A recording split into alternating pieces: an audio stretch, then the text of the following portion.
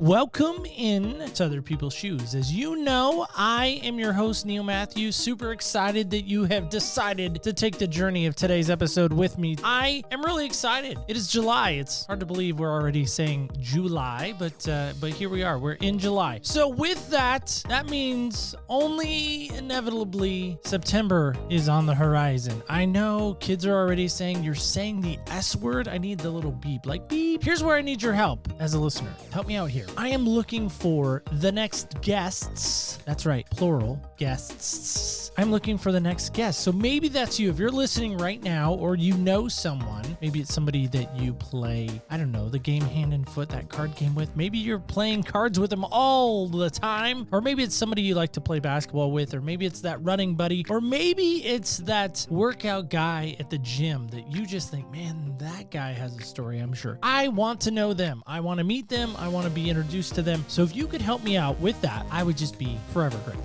So how you can do that? Two easy ways. One, you can jump over to our website, opspodcast.com, jump there right after the show, and you can send me some information on somebody that you might know. Second way you can do it, if you don't want to write things down, you can also leave a voicemail straight from the website as well. Super easy, two ways to do that. And of course, you can also reach out to us on social media at OPS Podcast Show under Instagram, Facebook, and the Twitter. So without further ado, Lucas, you know what to do. Hey, come take a walk with me, not like you used to do. Do something different and put yourself in other people's shoes. Open up your mind and open up your eyes and change your direction, change your perspective. Welcome into Other People's Shoes. Here we go. The trifecta is now complete. Now, some of you might be thinking, what is the trifecta? Well, let me help you with that. We have sat at the table with my friend Sean McCoy, very good friend of mine. We have even looked out for joy a time or two with my very good friend Adria Wilkins. But now I feel like we need to really everybody take a deep breath with me. Ready? Deep breath.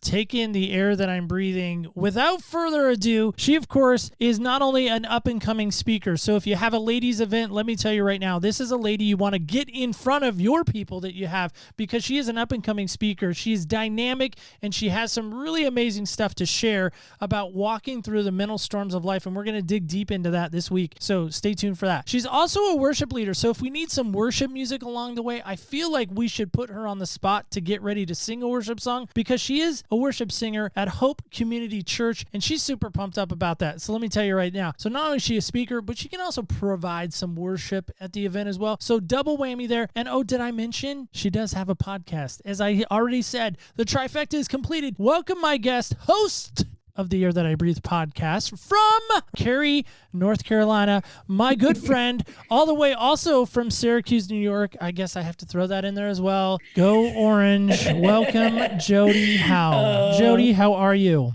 Neil, it's such a pleasure to be here. I'm so happy. Thank you so much for inviting me on your show. I love Other People's Shoes. Well, I know you've been a big fan of the show. I know you've been I'm a big fan. I know you're a big fan of the show, but maybe not of people's shoes per se, because there's that element to it. Exactly. I can't remember, so maybe you can help with this before we get too far going down into your stuff. Was it you or was it our good friend Misty Phillip who told me that I need to stop asking women what their shoe size was? Was that you or Misty? Let's just get it for the record straight. Who is the one that guided me to stop doing that? I believe it was both of us. It was a conformed effort, and I think your wife had a little something to say on that as well. So you're getting attacked. That's another trifecta right there that you're getting attacked. No more asking women their shoe size. There's three things you don't ask their women: their age, their shoe size, and what do you think the third thing is? I'm not even going to say it. I think it's their weight. Yes. Okay. Right. Never ask.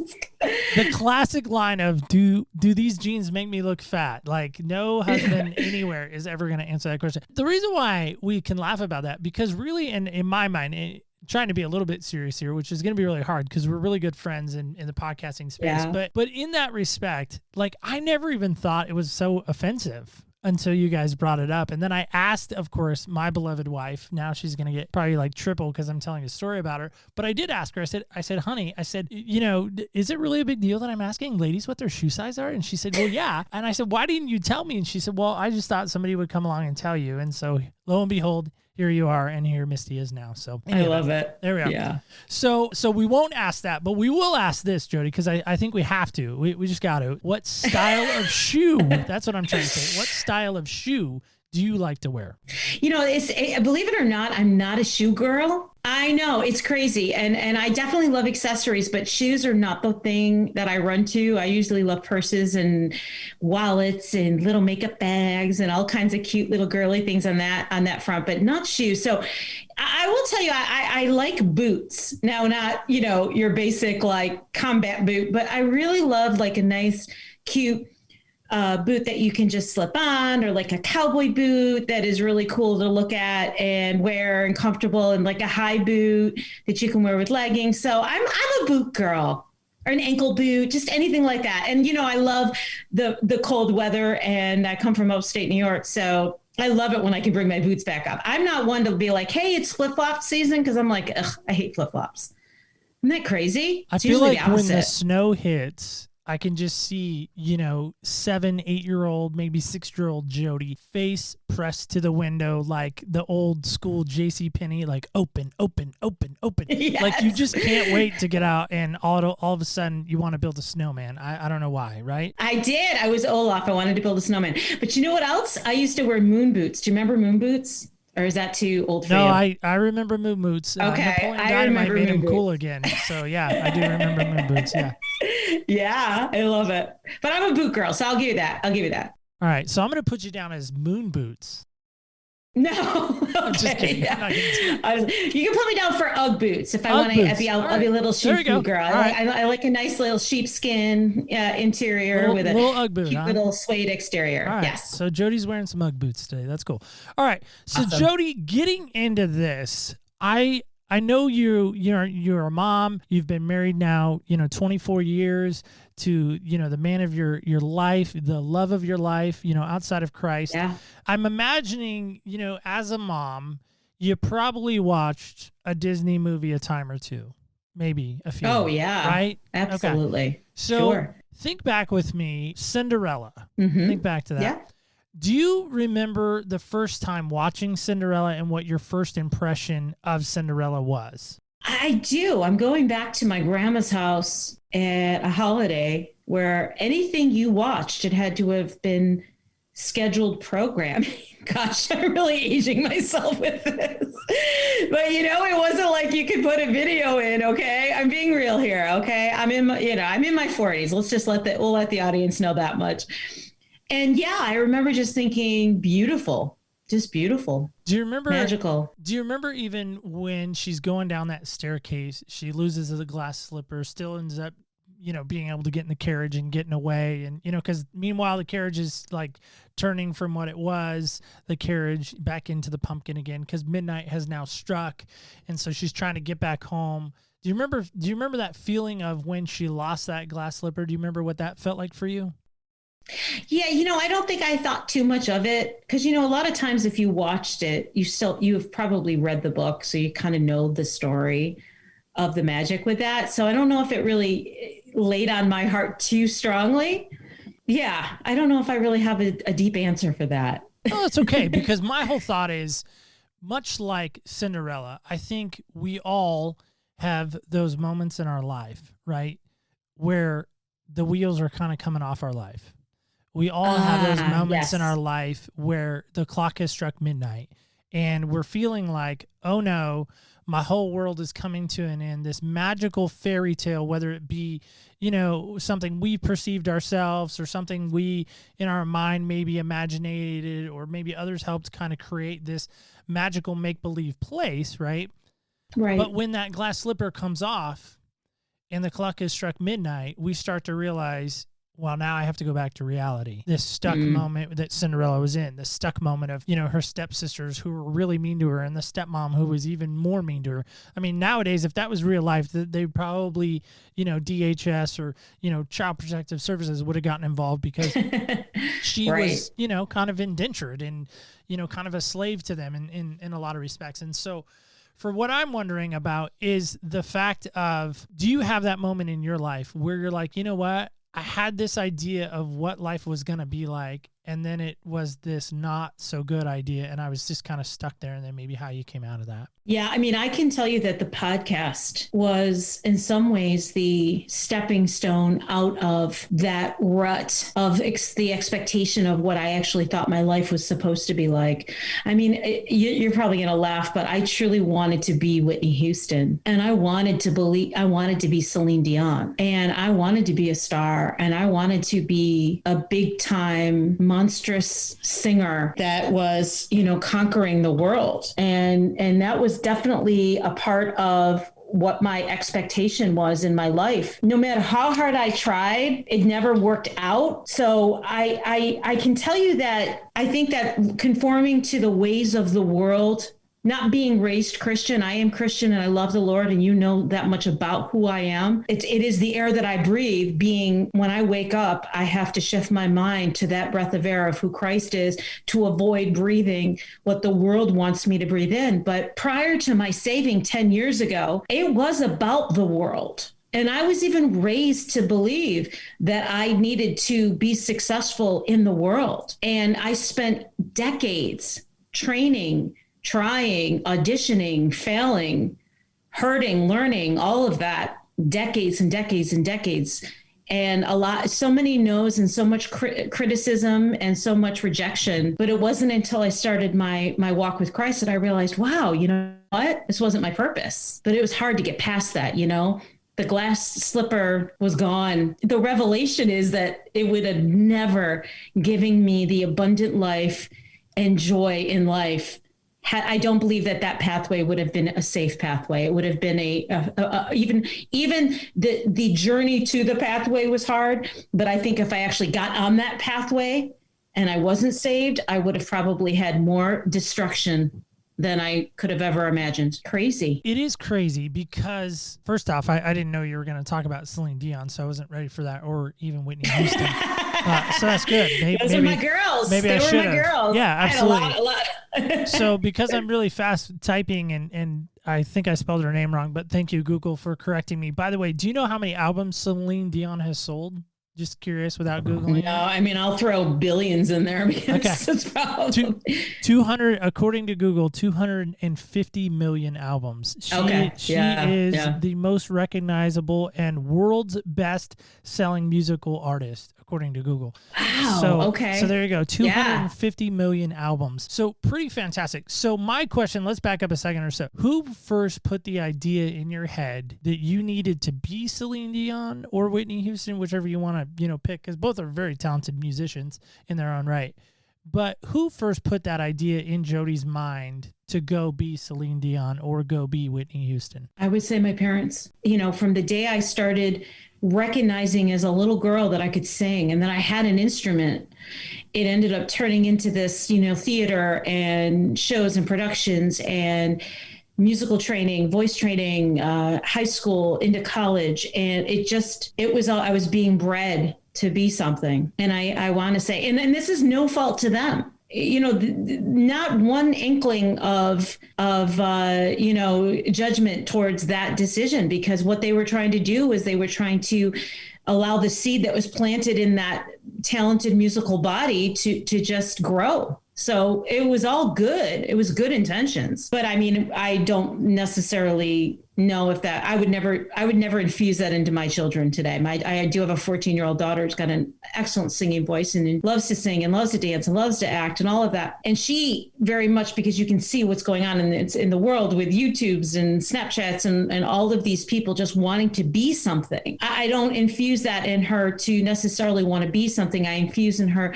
I allow her to grow that talent, but I also try to keep her real too, and with a realistic expectation of what I believe a good life could exist of. Do you think that's maybe a challenge that you walk through? And I'm going to walk delicately here. I know we're friends, but still I think there's some delicateness that still can come with this question. But do you think in any way you worshiped yourself first before you knew Christ? Oh, absolutely. Talk about why that was such a danger for you, if you don't mind. Yeah, no, it's an excellent question, Neil. And you know me, I'm transparent, so you can pretty much say, I will tell you because it's something that becomes a habit, and it's a hard habit to break. And I can honestly be very transparent in saying I'm probably one of the most physically insecure people, because I have and always put such a high expectation on the way I look, the way I present myself, the way I exemplify a performer, a person of beauty, and of what you see with women artists from then to now. So, and you see when these women are on stage. I mean, this, Carrie Underwood, you can throw a country artist in there. You can even throw Christian female artists up there. Yes, we're worshiping the Lord in that worship music, but there is a sense of internal worship to yourself. I'm not cutting down. I think it's just a natural feeling that we want praise and we want to feel good from reactions to people and our talent and the way we are on stage. So I think it's just something that becomes a habit that's hard to break. Right. So for you, where's there some danger in that if you continue down that road? And if so, where do you think that road, I mean, it's obviously speculation at this point, or what if, or imagine if, or whatever, but where do you think that road would have taken you personally had you continued to go down that road of kind of loving Jodi and worshiping Jodi more than loving Christ? One of the things I think about this once in a while, but I think I would have delayed that interaction with Christ even more than it was delayed, because I didn't meet Jesus until I was in my late 30s. So, I mean, that, I look at young women who know the Lord, love the Lord, and are just trying to go deeper in scripture and their walk. And I'm so really impressed, because I wish I knew him then. And I knew who God was. I want to make it very clear, even in New York City, working in all these crazy jobs and, hitting the pavement every way, shape, or form I could from acting and music and all of those, that crazy journey in my 20s. I knew God and I would speak to God, but I didn't have that relationship. I'll tell you, I have friends that did go a lot more into the dark world of music and performing. And with that came drugs and alcohol and a lot of despair. And I most likely would have probably followed that pathway as well. First off, thank you for sharing that. And for me, I guess, trying to understand, I can't carry a tune to save my life. I'm glad my salvation does not rest on my ability to sing, because I probably am not getting into heaven. I'm really good with my headphones on, my AirPods, and my Beats. Back in the day when I had some Beats, I was really good with those. My wife would probably, and daughter would disagree, but I think I sound just like whoever I'm listening to, just totally like them. They would say no to that. But in that, what I'm wondering about too, is there added pressure on you, and how does that play into anxiety of being on that stage? Because I know you mentioned it, we mentioned even at the onset, and you're very proud of it, because you get to use the talent in your mind in the right way, perhaps your singing ability in the right way to glorify God, not glorify you. But is there some anxiety that comes with being on stage and the idea of performing? And if so, could you speak to that? It's so interesting. I did have the pleasure of worshiping at my church this past weekend, and there was a couple younger worship girls that were telling about how they get nervous the first 15 minutes, 10 or 15 minutes are out there, and then they kind of just, relax into it and enjoy it. I'm not nervous. In fact, I'm driven. I want to get out there. In fact, I don't want to leave, and I want to speak too, and I want to sing, and I want to. So when you work at something for decades in your life, you really do get a more easement into whatever you're doing. And so the fear factor, like if you said to me, Jodi, we've got a gig and it's 50,000 people and we need you to sing this song. Yeah, I mean, there'd be butterflies and I would want to make sure that I got my game on, but it's just something that doesn't make me nervous. And it's definitely not something where my anxiety is targeted or triggered, I guess is what I'll use. I'll use the word triggered. I'm not triggered in anxiety on that because it's something I've always done and I've always loved doing. Well, I just wonder, because I know one of the pillars that you kind of talk about, there's 3 really pillars that you talk about. So we'll get to those just in a moment. But I know for you, anxiety is something that you feel like you're always going to kind of have in the background. You know, it's always going to kind of be probably part of your DNA and all of that. And so that's why I was wondering about that, is if anxiety kind of rears its head during those moments, or maybe even some would say, who are people of faith like you and I, maybe kind of Satan play some games with you in a sense that it was like, well, Jodi, you're really not that good. You're not Celine Dion good. You're not even, I'm trying to think of kind of like a kind of not so high as Celine Dion. You're not like a Lauren Daigle, right? She's a pretty good singer. You're not really, let's face it, you're not even Lauren Daigle. You're not even Adele. You're not all these people. You're not. And so that's why I was wondering if at all does that play into a role or a factor into what you're doing. The interesting thing is it hasn't played a role in anxiety. It has played a role in where I speak to resilience. And I'll tell you why. When you're in any kind of field where it's a yes or a no, for the most part, the no's, there are a lot to take, and the criticism, and sometimes it's corrective criticism and sometimes it's just direct criticism. It becomes a very hard journey of, okay, am I ever going to be good enough? And even until now, I've never been considered a mousy singer. I've got a big voice. I've got a big presence. And I've even had people currently say, we just need you to back it off a little because we don't know who's going to walk into the room. And sometimes a big performer intimidates someone who's in that room who just walked into a church for the first time or walked into an experience and sees this big whatever on stage. It may say they may not feel like they're in the right place. And I've had that even up until now. I've had people, powers that be, pull me aside and say, this, that, and the other thing. And even to this day, it hurts because there is something that I believe very strongly in, and it's only happened in the last few years of my life, is that authenticity is so crucial in life. And what you see from me is what you get. And I am big, and I don't mouse around on stage, and I want it.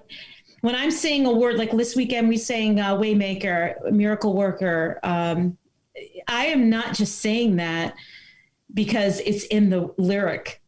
I honestly believe it because I have seen it. I have seen God be the waymaker in situations in my life, in my marriage, with my children, with cancer, with many things that have challenged my life.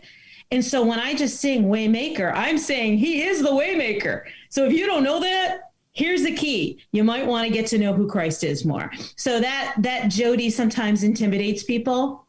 But luckily, I've learned my craft enough to know where I need to back off and where it's okay to bring in that power and inspiration. And it's a delicate dance. It really is. And it's caused some hurt over the years. But that resilience is, I just bounce back and I keep going. And I trust in God with all my heart. That if he wants me on that stage, worshiping and lifting people up and inspiring, then I'll do it. And if he cuts that cord and moves me on to something else, I'm going to trust in that too. That's fantastic, because to me, I think that's a sign and a signature of somebody really wanting to be used in an effective way. So they're not so much elevated and, worshipped or idolized or whatever. I mean, that's why I always really struggled with the show American Idol, because I thought, here we are, we're creating an idol that people will now go and worship. And again, nothing against Carrie Underwood and the millions of people that went through the program. You know what I mean? I love how you bring up that point, because I will tell you that show always bothered me from that standpoint, because number one, I never liked how they used to show all those people that would show up to the auditions and they would embarrass them. As a singer and a performer my entire life, I met people in my journeys in New York City that actually were told from family that they could sing and that they had a talent, and they didn't. But they were told that from their family, and they believed it, and they would go and they would put themselves in front of people that are of caliber, and they would get completely crushed. And I just could never watch that, because I would never, I'm also a voice coach on the side. I helped some students along the way. I would never, my biggest thing is, if you walk into my studio, I have to have an audition, and I have to see if you have a voice, and I have to listen really hard to see if, even if there's an inkling of something there, can I work with that? But a voice is not the same as learning an instrument, because it's either there or it's not. It's not creatable if you don't have the actual gift of voice in yourself. And I have seen for decades people that have been lied to, and then there's the whole thing, well, okay, let's now find the best person to idolize. Well, we're believers, Neil. Who do we idolize? We have learned as we walk with Christ that we are not to idolize. It's the commandment, don't put other gods before you. Well, that's what those shows are doing. And so the earlier question that you had, which really just is so poignant. I don't think I would have known who Christ was. I don't believe I would have had that walk, because I would have been idolizing the wrong things. And in my life now, I don't want to. I just want to idolize Christ. And I do. And it's hard, and it's a born again every day. I think we're just setting the wrong expectation. Absolutely. But that's the world. I mean, that's where Romans 12:2 comes in.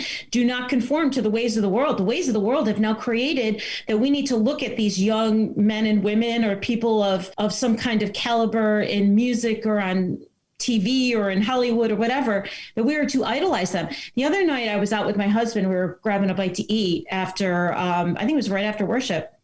And Miley Cyrus was on the screen. I think she was doing something halftime for whatever. And I was just looking at her, and I remember seeing her as a young girl. We used to watch Hannah Montana. I mean, we did with my daughter. And I was looking at her, and I'm like, these people in the audience were just idolizing her, and just, you know what I mean? It was an obsession. And our kids and our youth are being taught to look to these figures with obsession.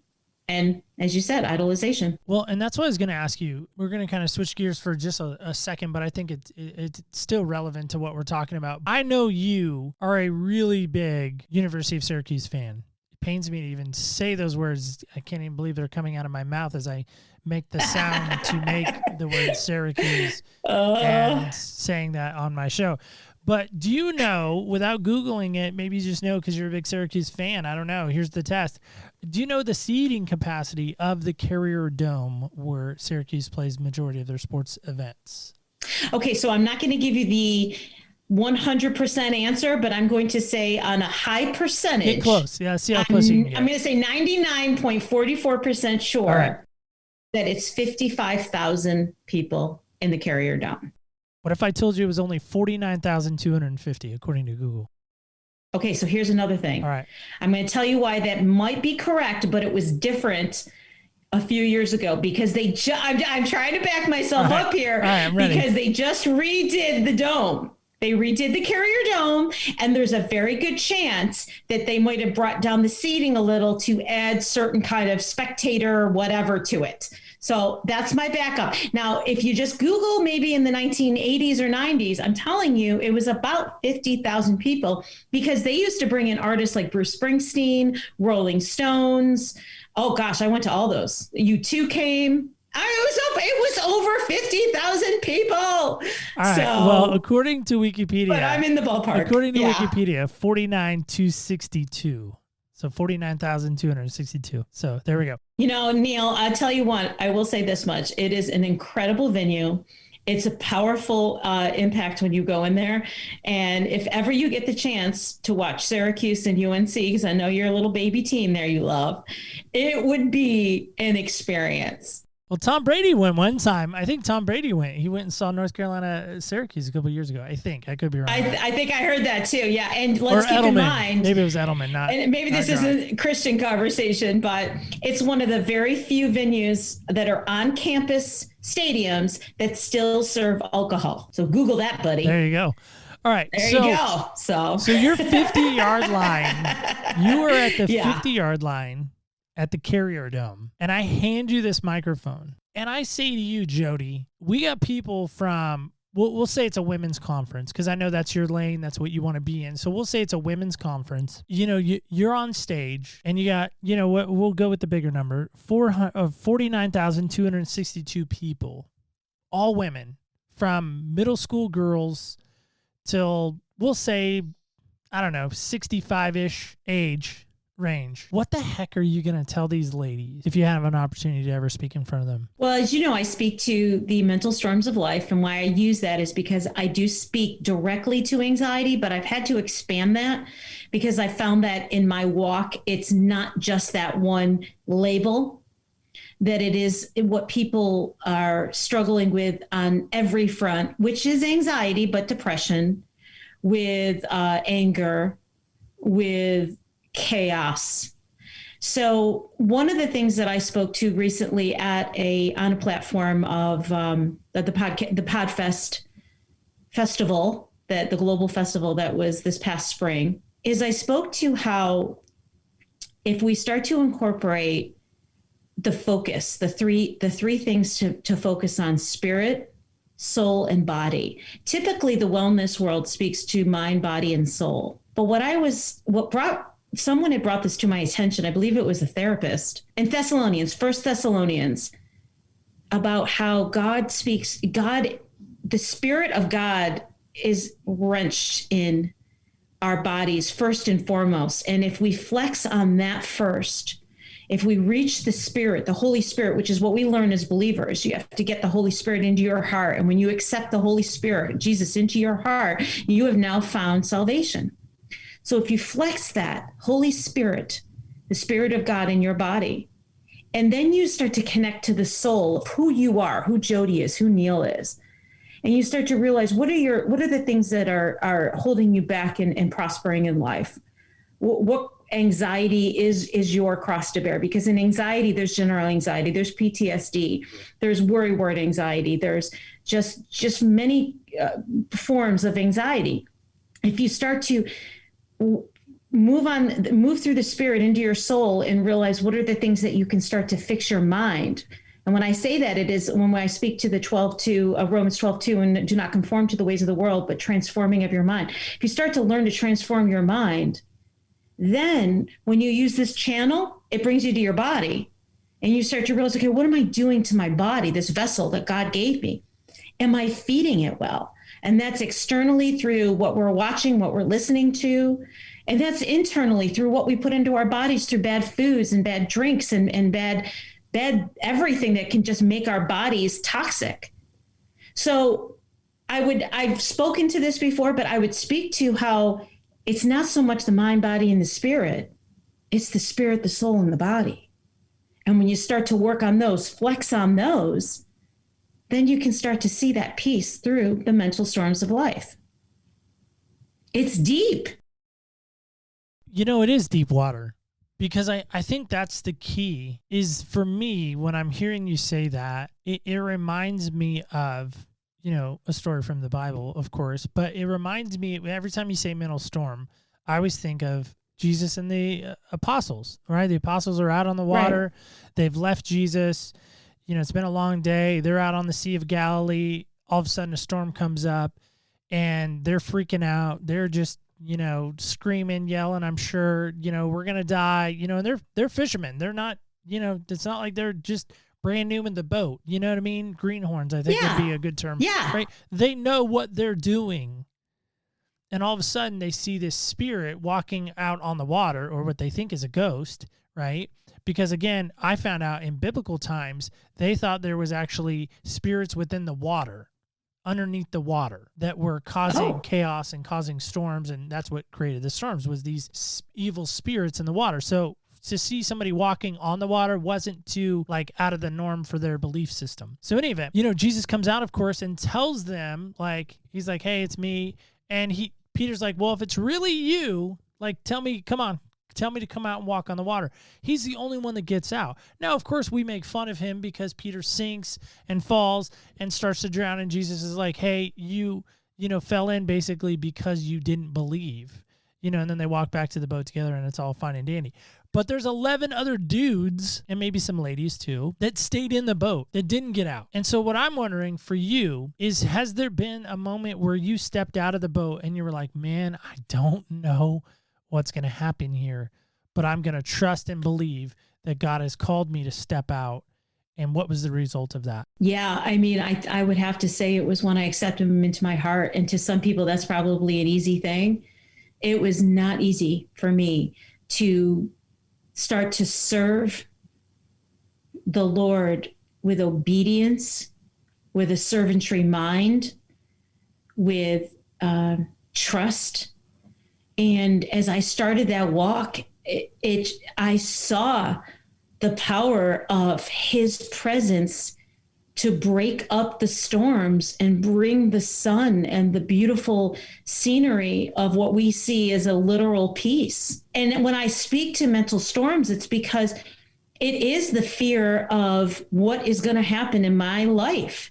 It is the chaos. It is the anger. It is the kids that are unruly, the husband that isn't getting you. It is the health issues. It is the walking with friends that are walking through divorces and just putting all of their trust in the world and people that live a victim life mentality. It's just so many of those things that it was the walk. It was the beginning of the walk that helped me to, and it was God speaking to me to say, this isn't just you and me. I got something for you to do. I got a purpose for you.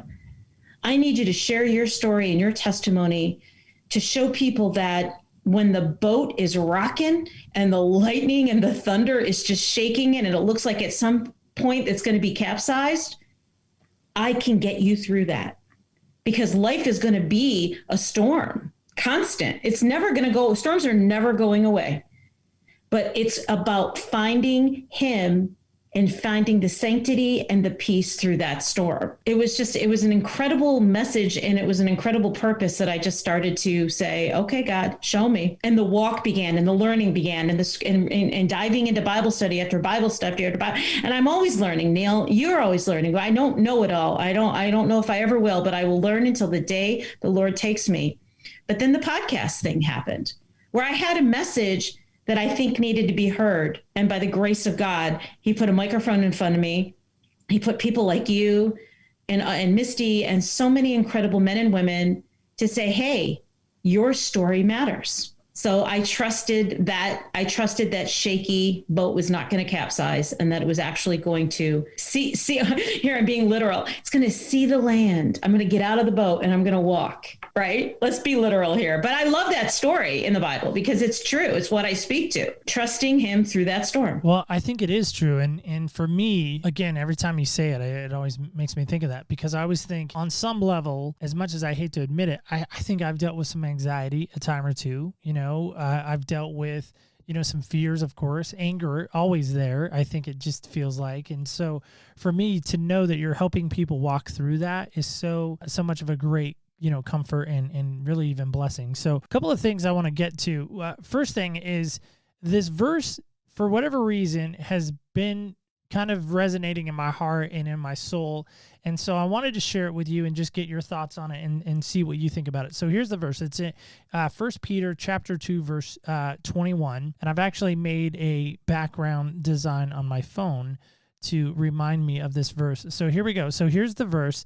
It says this. It says, "For you have been called for this purpose. Christ also suffered for you, leaving you an example to follow in his footsteps." What do you think that means to you when you hear that? Well, I love that we are reminded that we have been called for a purpose. And I think a lot of people are missing their purpose in life. And I'll never forget, I heard from a pastor one time saying the worst thing that could ever happen to you as you walk this earth. The worst thing, Neil, I'm talking worse than cancer, worse than losing someone in your life, worse than any imagining crazy scenario would be if you live without living your purpose that God gave you. And so when I hear that scripture, I hear the suffering, I hear that word, because when I became a believer and I started walking with Christ, I will tell you that it is not an easy walking with Christ, because everyone on this earth, they're not believers. And the chastising and the rejection and the questions and the criticism that you get as a believer. So I have to, by listening to that scripture, I think about if Jesus suffered, there is some suffering with this too. And I know it's assumed that it would be the suffering through anxiety, but really it's the suffering of sharing my purpose, which is in this platform and in a speaking platform or whatever else God is laying in front of me to walk through. Because I find it just hard sometimes. You get the naysayers and they just attack that faith.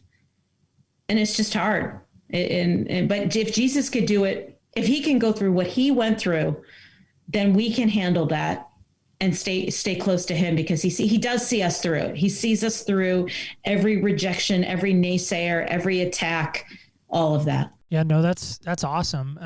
Sticking with our boat, because we're in the boat, we're staying in the boat. We got out of the boat. Now we're back in the boat with Jesus. There's this crazy story I heard years ago, and I just want to get your thoughts on this too. And I'll try to make the story super fast. So basically there's two boys, and they're out with their dad on a boat. One of the boys' dad is the son of the dad. And so the dad's an experienced seaman. He's been out on the boat. He knows, the boat forwards and backwards. He's amazing at that, right? And so anyway, so they go out and it's late at night, and all of a sudden a storm comes in that the dad didn't anticipate. And so the boat capsizes, the boys are drowning. The dad was able to get on top of the boat and was able to get a life preserver, one of those rings, if you will, that we've all come accustomed to, and we know those. And so anyway, so the dad has a choice. He can only save one of the kids. Mm-hmm. And so the dad decides to save the son's best friend. So he brings the son's best friend in and saves him, and the son drowns. And the thing is, this story is being told by an older gentleman in a church. And so the older gentleman of the church gets done, and, he shuts up his Bible and he goes down, from the platform, and these youth kids come up to him, these boys come up to him, and they say, listen, you had a great story, really cool. We could kind of see some Jesus in that, but really, how do you even know? How does a father even make that choice? And the old man's like, well, here's the thing you need to know. The father knew that his son believed in the Son, Jesus Christ. And so he knew he was going to see him one day. But the father never knew that the son's best friend was going to believe. He didn't know. He didn't know if he believed or not. So he chose to save the son's best friend and save him from, drowning. So these boys are like, okay, well, that's great and everything, but how did the father know that the best friend was ever going to come to Christ or be saved or anything like that? Yeah.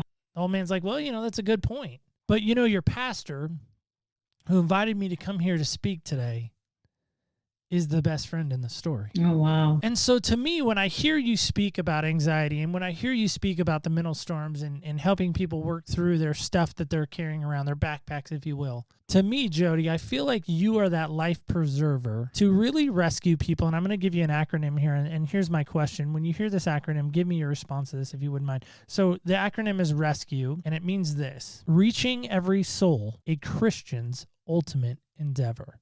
What do you think on that? Okay, so, I think so many things about that. And I love that story, by the way. I've never heard that story, but what an impact that just made on my heart, because we know as believers where we're going. We're only in this world. We're not of it. My grandfather, God rest his soul, used to say that phrase, and that there is a bigger and better place. And so to know that someone's salvation is intact and to make that sacrifice is quite beautiful. And I know that doesn't come off well, because I'm sure it didn't go over well with the mother of this child that died when you had to go home and explain, all the scenario that follows that. But with that said, we in this world, especially what we just endured with a pandemic, social injustice and discourse and politics, this is our world war, okay? This is, I'm sure we can look back decades, centuries, and everybody has a story and a testimony and an experience, but this is ours. We own this pandemic right now. This is all of us living right now can speak to that. And everyone was looking for someone to save them through it. And then, God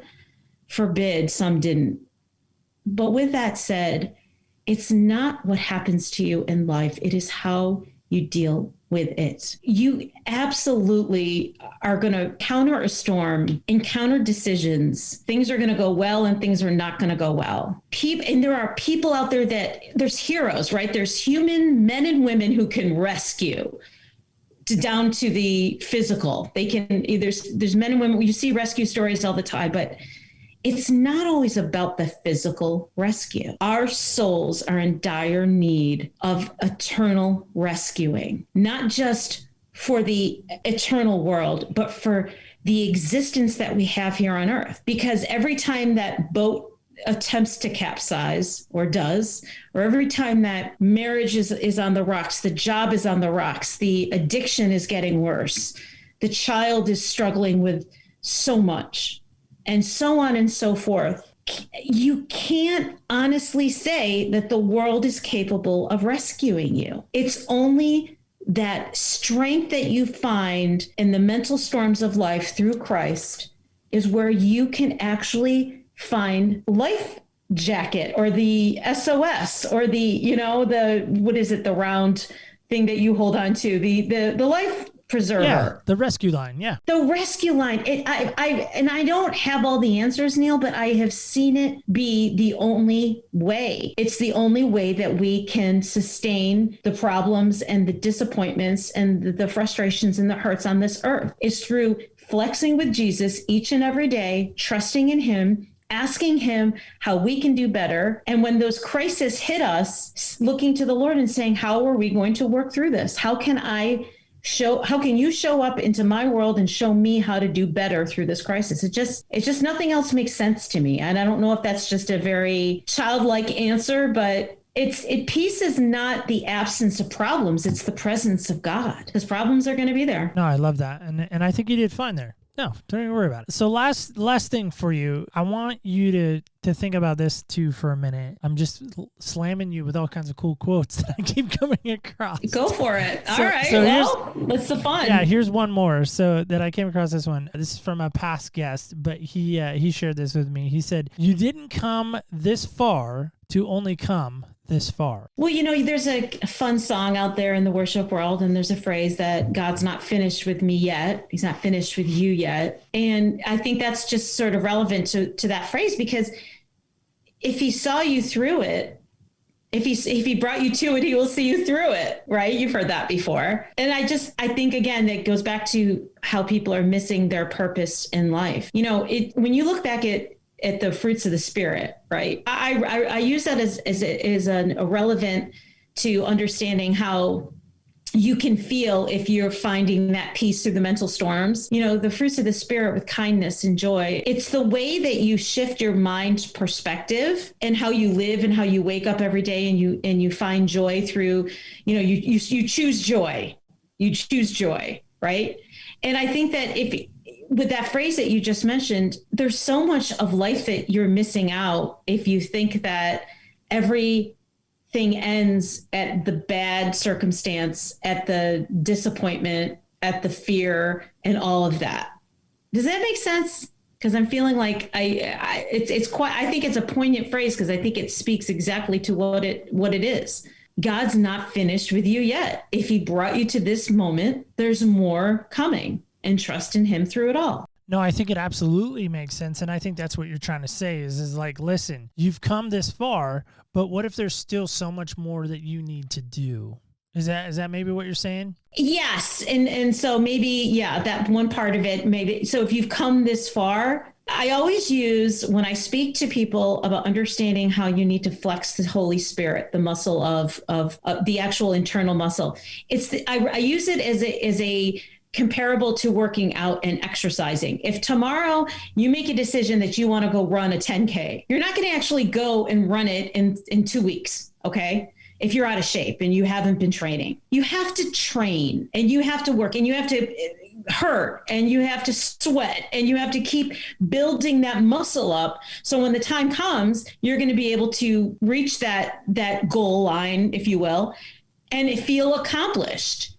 And so it's like that, I think, with the spiritual world and what we experience in the world. You know, back to the secular proverb, it's not what happens to you in life, it's how you deal with it. So if he brought you here to this moment, you have to be able to shift your worldview, your perspective, and saying, you know what, that disappointment, that hurt, that heartache, what I'm feeling, experienced, look at how far I have come through it. I mean, ask anyone who has lost a child. I've walked in my journeys with Christ with 3 women that all lost sons under the age of 25 due to unforeseen circumstances. And one was a drug addict, the other one was suicide, and the other one was just a bad disease that overtook his body.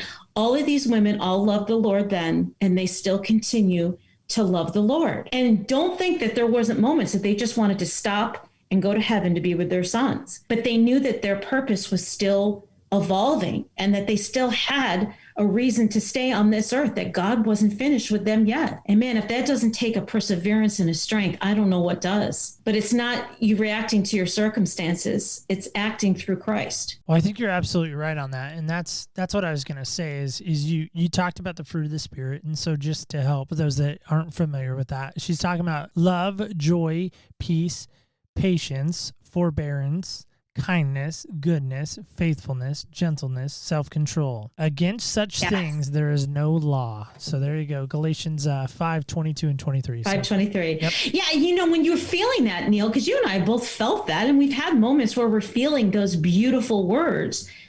I can't imagine you're feeling anxiety when you're feeling that. Anxiety is now exited. It's going to come back, but it's exited. So if you think and you shift your perspective into what is good and what God wants, those are the laws that he has given us. He wants us to feel happy and joyful. And sometimes it's just a matter of training our minds to feel like that. Well, and I've said it before, you know, we all as podcasters, speakers, you know, people that want to get our, you know, our shows and our content out there, you know, we're always trying to think of creative ways to do that. And so, you know, a couple of months back, I got these bracelets that say, you know, other people's shoes, a different perspective on life. And I wear them on both wrists, partly as a reminder to me to seek out that different perspective. And I think for me, the world is saying this is the perspective that you need to have, but God's saying, no, this is my perspective. You need to hold on to this perspective, right? Oh, yeah, absolutely. That's why I dive into a lot of Bible studies. I run a lot of them, or I'll just join them, because the minute I am outside of the word and in the world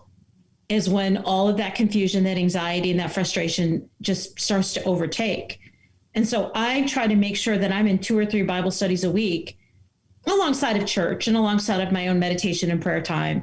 So I stay focused on him, because that is where I find the fruits of the Spirit. That is where I find the peace in the mental storms. And, you know, as God says in 365 times in the Bible, do not worry, do not fear, do not doubt. In the Bible tells us that. And I know we do it. We fear, we worry, we have anxiety. But if he's telling us for a day a year, each day for every year that we live, that we shouldn't be feeling like that, there's got to be hope in that. I think there absolutely does. So Jodi, speaking of hope, speaking of all this anxiety, speaking of all that, if somebody's hearing you today and they're like, you know what Jodi's saying not only is amazing, it's good stuff, despite her Syracuse accent, I'm going to just dismiss that. But other than that, some really profound stuff here is being shared from Neil's good friend Jodi. But how can people get in touch with you? And if they have future events that are coming up, like we talked about, that maybe you're looking for, you know, a speaker or a way you can engage with some women in the audience, how can people reach you, and what's the best way? Thank you so much, Neil. You can always check out my website, which is jodihowe.com. That's JODIHOWE.com. And, you know, from there, it's just, you can find my podcast. There's a speaking page, and there's information and ways to reach me. So that's always great. But I'm on, you know, the big platforms, social media platforms. I'm on Facebook. I'm on Instagram. Feel free to DM me. I'm public on Instagram, so you can always reach me through that. And Facebook is private right now, but there's plenty of ways to reach me. I'm a website girl, so that's the first thing. If ever I'm interested in anything, it's the first thing I do is go to a website. So feel free to reach me through that. Sign up, subscribe, and I would love to be able to, you know, speak to your audience or to whomever about how they can get through the mental storms of life with tried and true tips on what I've applied that have helped me. So I'm a testimony to that. Really being that life preserver for them, would you say? I hope to. I mean, God is my life's preserver. And so, you know, I hate it when people are drowning. I see it all the time. And I look to them like, you shouldn't be drowning. You're just missing the point.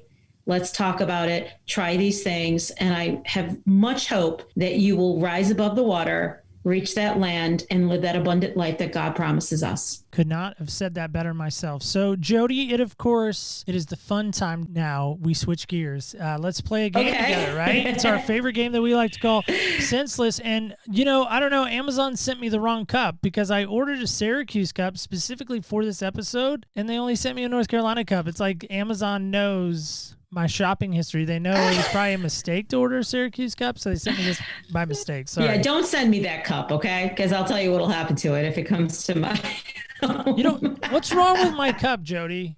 You do know that I live in the Tar Heel state. I can run up to Target, which is 6 miles away, and get a UNC cup at any time. You should have. So. You should have just drank water out of it, just like it's a surprise for me.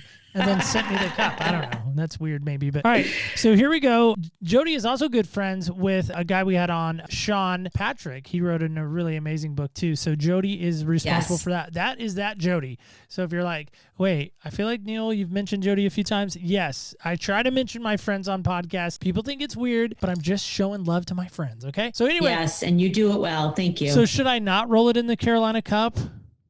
Would you prefer I not roll it in the cup? Okay. I will allow it because this is, of course, your podcast and your show. Right. So I cannot wait to see what you get. This is going to be so fun.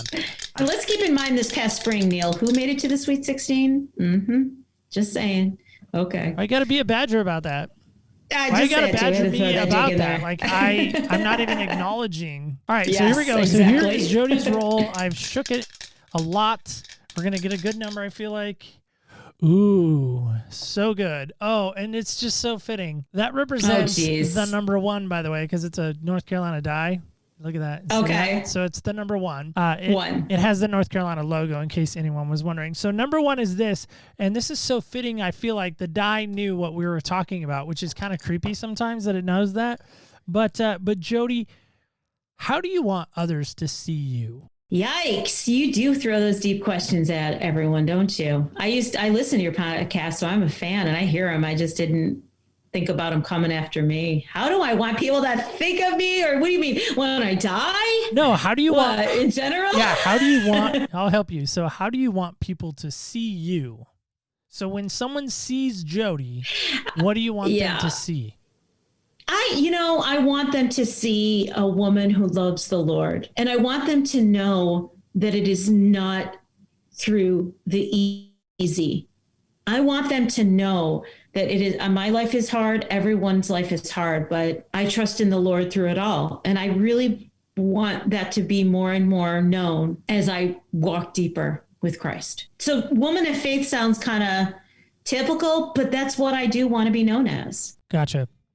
Because that's important, right? It helps, in my opinion, explain so much. I read somewhere that if you want to grow deeper with your faith, align yourself with men or women that have walked through hell and back and still love Christ. Those are the people that are going to enrich how strong and how necessary faith is as we live in this complicated world. So yeah, it's kind of like, it seems obvious sometimes to Christians in general that, they're women of faith. But I want people to know that's who I am. Not the girl who has a great singing voice per se, not the girl who seems pulled together, because I'm just truly a hot mess who loves Jesus and walks through life with him by my side. Since we're friends, I can extend it out a little bit. So do you know what C.P.R. stands for? You know what I'm talking about? Like C.P.R. that we give somebody when they're, needing to breathe. Do you know what that stands for?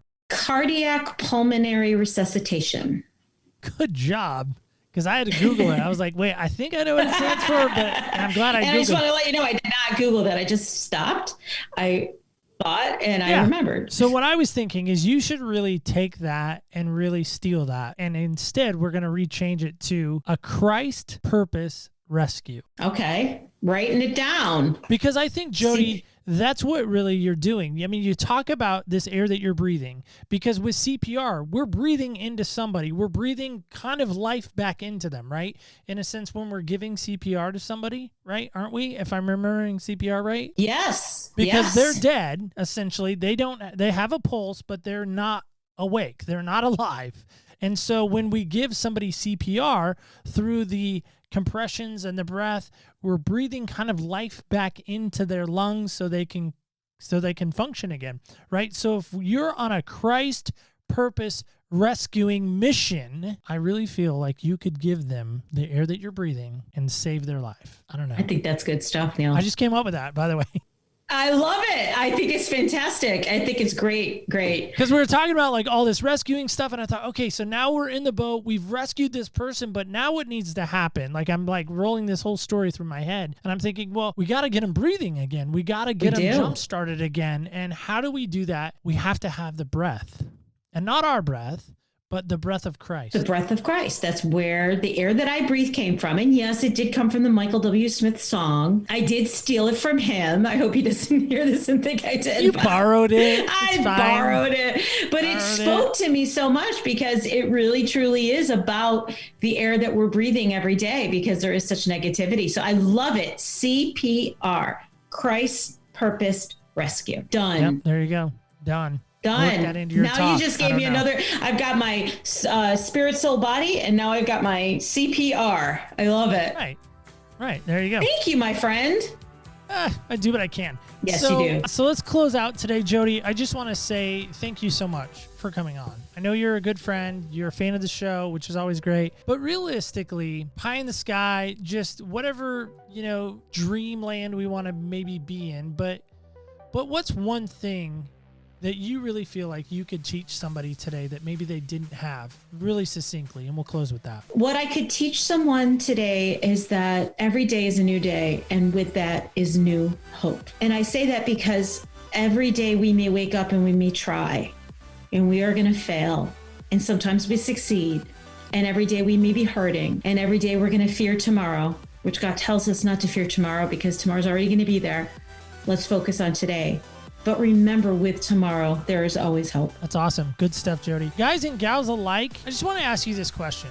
Have you ever had an opportunity to, one, really give, I'm not talking about those dummies when you got your C.P.R. certification, but I'm saying, have you ever in your mind given somebody the breath of life again, given somebody C.P.R.? Have you ever been a part of that in any way? Show of hands. Go ahead. Put them up in your car. Nobody's going to notice. I promise. Anyone? Okay. Let me tell you just a really fast story. When I was first getting involved in the church, there was a gentleman that we had in our church, and he left. And it was a rainy day here in Oregon, and I remember him leaving, and I thought, he just doesn't look right. And I was on my way to go get some Taco Bell. Yes, judge me if you want. It's fine. But I noticed as I drove past that there was a truck in the ditch. There were some people crowded around, and I immediately noticed and recognized the truck, and I pulled over and I ran to the truck, pouring down rain, and I realized the guy in our church that had just left was in the truck, and he was unconscious. I could hear the ambulances in the background. They were on their way. Somebody had already called, and they were trying to get him out by any means, but I was helping the paramedic responders remove him so they could perform CPR and other life-saving methods to save him. And I watched them do CPR. I watched him try to come back to life, and I remember looking down, holding his head, and I remember praying with all my heart that he would survive. And for whatever reason, God took him home. But I want to tell you right now, if you're sitting in your moment, whatever that is, if you're stuck in that moment right now where you're waiting for somebody to come along and give you that life-saving CPR, that life-saving breath. I'm not trying to elevate my friend Jodi in any way, but let me tell you right now, go listen to what she's a part of. Go hear what she's saying, because I believe, and I think she would echo this, I believe she has some life-saving words there that are inspired by God. Go out and be an inspiration today. Breathe life into somebody and do that. Let me know how you do that. Let me know. Connect with me, of course, opspodcast.com. You, of course, can hit us up on the social medias, OPS Podcast Show, under Instagram, Facebook, and Twitter. And guys, just remember this. Until next week, just remember this. Do not forget it. Remember, when you walk in other people's shoes, you really do get a different perspective on life. Thank you so much for listening, and stay tuned till next week. Again, when we walk in other people's shoes.